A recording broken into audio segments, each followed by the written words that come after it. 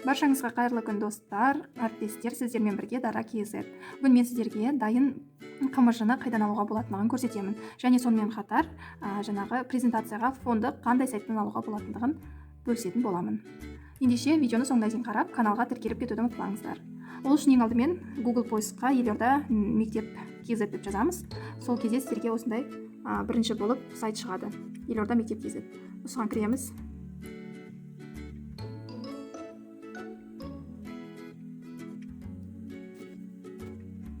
Сіздерде осындай экранда жазыла шығады: мектепке дейінгі білім, жалпы орта білім, техникалық және кәсіптік білім беру, қосымша білім беру, арнайы білім беру, кітапхана деп. Біз жалпы орта білім беру деген таңдаймыз.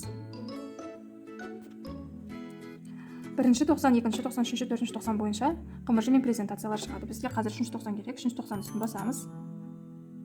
Сыныбымызды таңдаймыз. Бұл бет бізде қазақ мектептеріне арналған. Ал егер сіз орыс мектебінде жаңа қымыжы керек болса, сізге онда сіз ру дегенді басасыз. Мысалы, қазақ мектептері бойынша бір 5-ші сыныпқа кіріп көрейік. Мысалы, барлық пәндер шығады. Қазақ тілі, әдебиет, математика, тарих, география барлығы шығады. Міне орыс тілі, қазақ әдебиеті, музыка. Өзіңіздің керек пәніңізді таңдап аласыз. Мысалы, қазақ тілін көрсетейін. Ашу дегенді басамын. Міне 390 бойынша қазақ тілден сабақтардың тізімі шықты. Мысалы, автокөлік тарихы. Міне қарап тұрсаңыз, мұнда қымыжы және сол қымыжының презентациясы бар. Ал мұнда сол сабақтың видеосы бар. Бұл видеоны скачать етіп алу үшін мына 3 нүктені басасыз. Қазір видео толық көрсетеді. Міне скачать дегенді басасыздар. Видео толық осылай загрузить етілгенде, көрінгенде скачать деген мындай батырма шығады, соны скачать етіп аласыздар столдарыңызға или загрузкеге. Ал мұнда қымыжыны дәл солай үстінен басып, өздеріңіздің компьютерлеріңізге, ноутбуктарыңызға немесе телефондарыңызға скачать ете аласыздар. Әріптестер, қымыжы осылай скачать еткенде шығады, бірақ 472 бұйрыққа сай емес. Дегенмен өздеріңізге мүмкін керекті тұстарын алып ала аласыздар. Енді ары қарай презентациясында дәл осылай скачать етіп қолдана бересіздер. Ары қарай, мысалы, орыс мектебі болса, сізде ру дегенді басамыз. Дәл солай сізге тақырыптар шығады. Общее среднее образование таңдаймыз. Содан кейін 90, үшінші 90. Және сыныпты таңдайсыз. Мысалы, үшінші сынып. Қазақ тілі керек.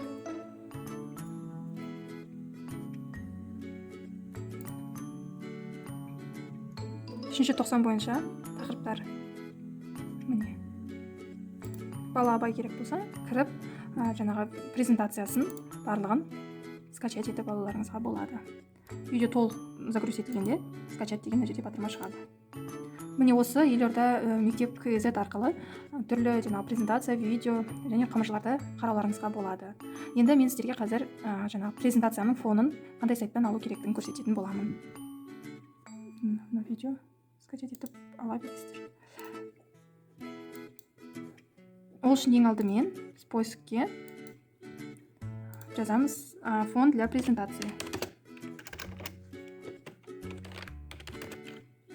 Фон для презентации. Міне осылай шығады. Төменге түсеміз. Міне осы сайтқа кіресіздер. PowerPoint Base дегенде. Бесплатный шаблоны презентации.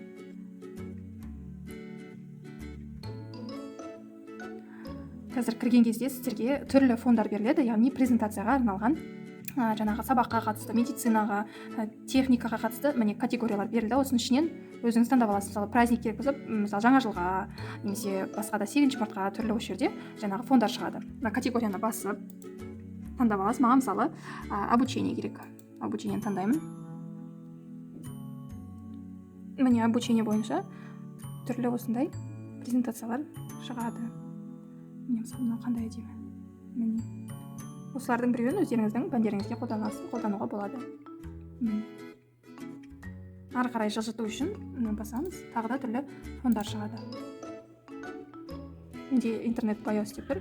Сондықтан өздеріңіз кіріп, осы жерден қалаған біреуін таңдап ала аласыздар. Мысалы, мен сіздерге көрсетейін, қалай скачать ету керек екен. Мысалы, жаңа жылға қатысты болатын болса, осы презентацияның үстінен басасыздар. Міне фон осылай болып тұрады. Мына жерге не жазуларыңызға болады. Қазір скачать етіп алып көрейік. Мына батырманы басамыз, формат деген астындағы 993 деген басамыз. Енді скачать етіліп жатыр, күтеміз. Міне әріптестер ашып көрейік. міне презентация шықты. Мына жерге жаңағы тақырыптарыңызды жазуларыңызға болады. Мысалы сосын келесі бетте мысалы мына жерге жаңа сөздер жазуларыңызға болады. Мына бетті жай өшіріп тастай саламыз. Ары қарай мына энтерді басып добавить ете бересіздер. Деп немесе создать слайд деп создать ете бересіздер. Міне ана жаққа тапсырмаларыңызды жазасыз. Сосын міндетті түрде сақтап алыңыздар. Міне мысалы мен осы жаңағы PowerPoint Base деген фон для презентацияның ішінен осы фонды алып сабақ жасадым. Мысалы міне мына тоже осы неден алдым. Фон для презентации PowerPoint Base'ден. Көптеген жаңағы фондарды мен сол жерден алып сабағыма қолданамын.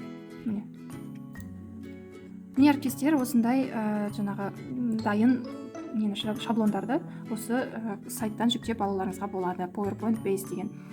Және бұл жерде мындай шаблон диаграмм деген бар. Осыны көрсетейін, мүмкін керектеріңізге жарап қалар. Міне мынандай карандашты, осы мынаны өздеріңіздің сабақтарыңызда қолдануларыңызға болады. Мысалы мынау қандай әдемі.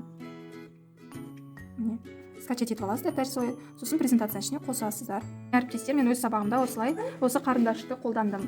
Міне мынаны да өз сабағымда қолдандым. Міне біразыңыз білсеңіздер, біразыңыз білмейтін шығарсыздар, сондықтан осы жаңағы жасалу жолын презентацияны сіздерге көрсетіп жатырмын. Каналға жазылуды ұмытпаңыздар. Сіздермен болған Дара KZ, менің каналымда көптеген түрлі әдістер, сонымен қатар сабақтың қызықты өткізу жолдары бар. Назарларыңызға рахмет, барлықтарыңызға сәттілік.